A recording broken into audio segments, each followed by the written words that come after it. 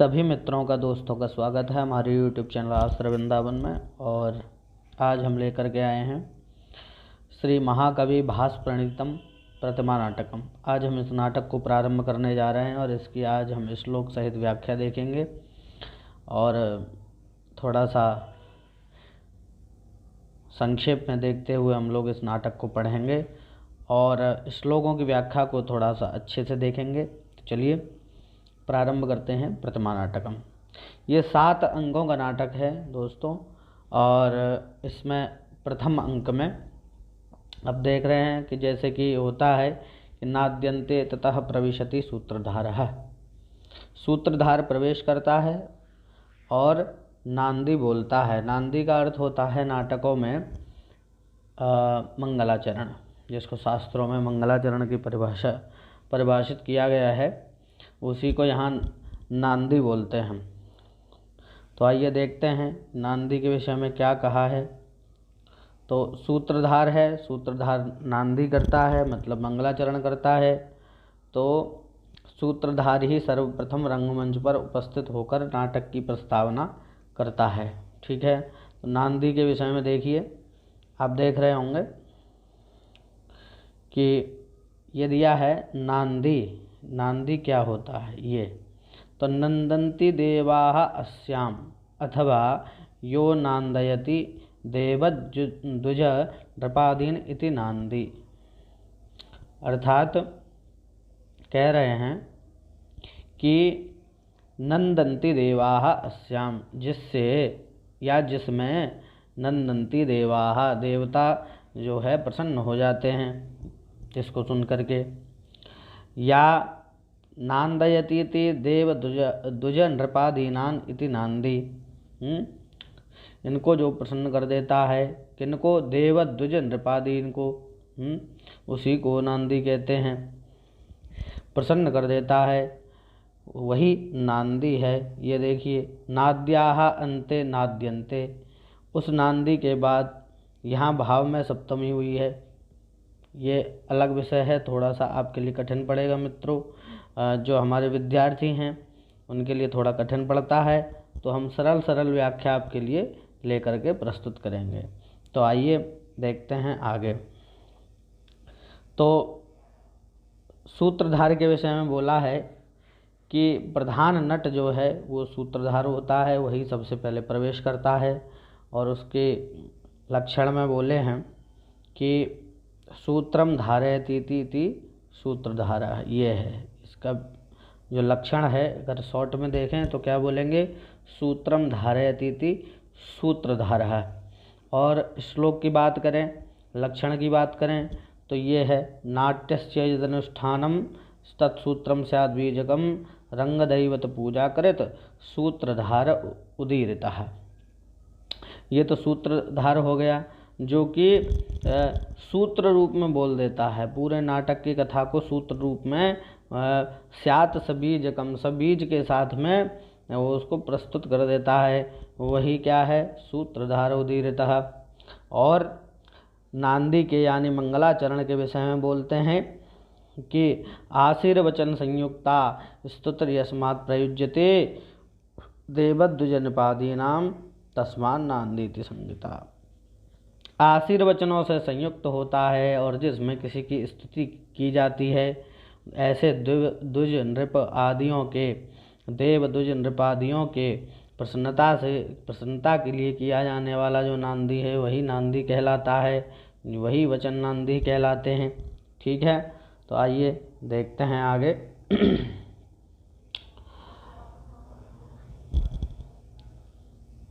ये साहित्य दर्पण का श्लोक है। आशीर्वचन संयुक्ता स्तुति यस्मात् प्रयुज्यते देवद्विज नृपादीनाम तस्मान् नांदी इति संहिता। चलिए, तो यहाँ पर सूत्रधार ने नांदी किया है, और नांदी क्या किए हैं? नांदी का मतलब है मंगलाचरण। तो आइए मंगलाचरण प्रारंभ कर रहे हैं। तो मंगलाचरण क्या है? बोले ये बड़ा ही सुंदर मंगलाचरण है।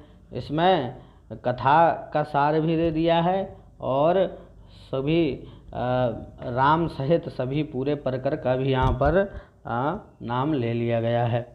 चलिए, तो मंगलाचरण करते हैं। आइए।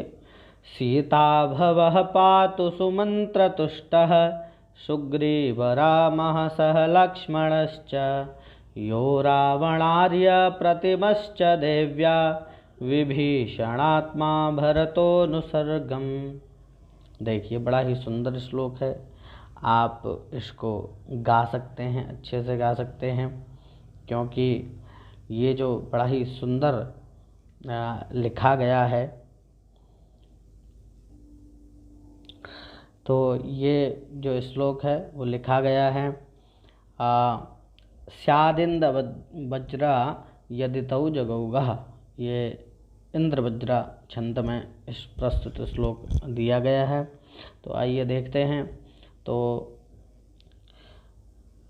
देखिए, अथ रंगमंच प्रविष्टः सूत्रधारो नाटकीय कथावस्तुं सूचयन् मंगलमाचरति। रंगमंच पर प्रविष्ट होकर के सूत्रधार क्या करता है? नाटकीय कथा वस्तु को सूचना करता हुआ मंगल को जो है आचरण करता है, अथवा मंगलाचरण को बोलता है। मंगलाचरण कैसा है? सीता भव इत्यादि ना, जो कि हम पढ़ चुके हैं। तो पहला शब्द है क्या? बोले सीता भवः। सीता शब्द से मंगलाचरण का प्रारंभ किया। सीतायाः भवः क्षेमः तद्धेतुरित्यर्थः। सीता का जो क्षेम कारक है, सीता के लिए जो कल्याण कारक हैं, या सीता के कल्याण के जो हेतु हैं, वो श्री राम। और आगे देखिए, सुमंत्रतुष्टः सीता भवः पातु। इस पातु शब्द को सभी शब्दों में अन्वित कर लीजिएगा। तो सीता भवः पातु, ठीक है। और बोले सुमंत्रतुष्टः पातु। अच्छा, सुमंत्रतुष्टः क्या है? तो इसका यह समास करेंगे तो करेंगे सुमंत्रेण शोभनेन मंत्रेण विचारेण तुष्टः मुदितः। जो सुमंत्र के शोभन मंत्रेण, शोभन मतलब शुभ करने वाली मंत्रणा से या विचारों से जो तुष्ट रहते हैं, प्रसन्न रहते हैं, वो श्री राम। सुमंत्र अमात्य हैं, सुमंत्र प्रधानमंत्री हैं, और उनके जो मंत्रणा होती है उससे सदैव तुष्ट रहने वाले भगवान, ठीक है, वो श्री राम। पातु, ठीक है। तो सीता भवः पातु, सुमंत्र तुष्टः रामः पातु। आगे आया है, देखिए सुमंत्र की व्याख्या और दे रहे हैं। सुमंत्राख्येन दशरथ सारथि भूतेन सचिवेन वा तुष्टः। एक तो सुमंत्र का शब्द होता है, अर्थ होता है कि जो सुमंत्र है अथवा अच्छे विचार, जिनसे अच्छे विचारों से तो भगवान तुष्ट रहते हैं। और दूसरा सुमंत्राख्येन, सुमंत्र नाम के जो दशरथ के सारथी हैं, उनके जो सचिव हैं, उनके द्वारा जो तुष्ट हैं, प्रीत है, समुद्र तुष्टः, वो श्री राम, ठीक है। और सह लक्ष्मणश्च, लक्ष्मण सहितश्च यद्वा, सह भ्रातुरर्थे वनवास, ठीक है। जो वनवास परिचारणादिक क्लेशानां सोढ़ाः लक्ष्मणः तदाख्यतो भ्राता यस्य सह लक्ष्मणश्च। अब भाई देखिए, सह लक्ष्मणश्च करना इसलिए जरूरी था क्योंकि लक्ष्मण जी उनके साथ वन में गए और हर क्लेश को उन्होंने लक्ष्मण के साथ सहा, श्री राम जी के साथ सहा। लक्ष्मण ने इसलिए उनका नाम लिया। तो आगे देखते हैं।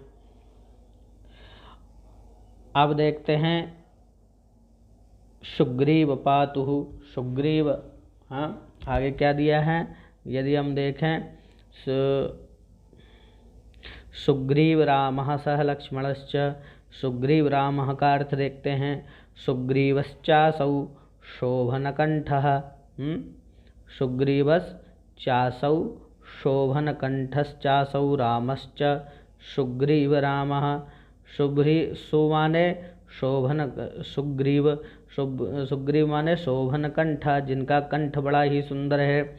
और रामश्च, ऐसे जो राम हैं वही क्या हैं? वही सुग्रीव राम हैं, ठीक है। और क्या? कर्तृपदम इदम अनुसर्गम सर्गे सर्गे जन्मनि जन्मनि प्रति बता रहे हैं कि प्रति प्रादुर्भावम इत्यर्थः, कि हर जन्म में वो क्या करें, हम लोगों की रक्षा करें। पातु रक्षतु, ठीक है। अब आई ये देखा, पातु रक्षतु विघ्नान अपनयतु इत्यर्थः, मतलब विघ्नों को हरण कर लें, इसका अर्थ है। नहा अस्मान सामाजिकांश चेति, हम सामाजिकों की वो रक्षा करें। तो ये इसका बड़ा ही सुंदर अर्थ है। अब देखते हैं उत्तरार्ध का। ये तो ऊपर की पंक्ति का अर्थ था, अब देखते हैं उत्तरार्ध का क्या अर्थ लगेगा। तो यह रामः यो यह रामः रावणाद्य प्रतिमः, रावणाद्य प्रतिम का क्या मतलब होता है, इसमें संधि देखिए, रावण धन अरि धन अप्रतिमः, तो रावणस्य रावयति रोदयति, रावणस्य रावयति रोदयति मुनिजनान् यातना प्रदानेनेति तदाख्य राक्षस पुंगवस्य अरिहि शत्रु, मतलब रावणस्य, मतलब रावण कौन है, बोले रावयति रोदयति के कान रोदयति, ये मुनिजनों को यातना देता था। उनको यातना देने से क्या होता था, मंत्री लोग हाहाकार मचाते थे, उनको बड़ा कष्ट होता था। तो जो मुनिजनों को यातना दे उसी का नाम रावण है। तो यही यातना प्रदानेने तदाख्य, इस नाम का राक्षस पुंगव जो है उसका स्य राक्षस पुंगवस्य अरिहि, जो उस राक्षस पुंगव के अरि हैं, शत्रु हैं, वही कौन है, राम है।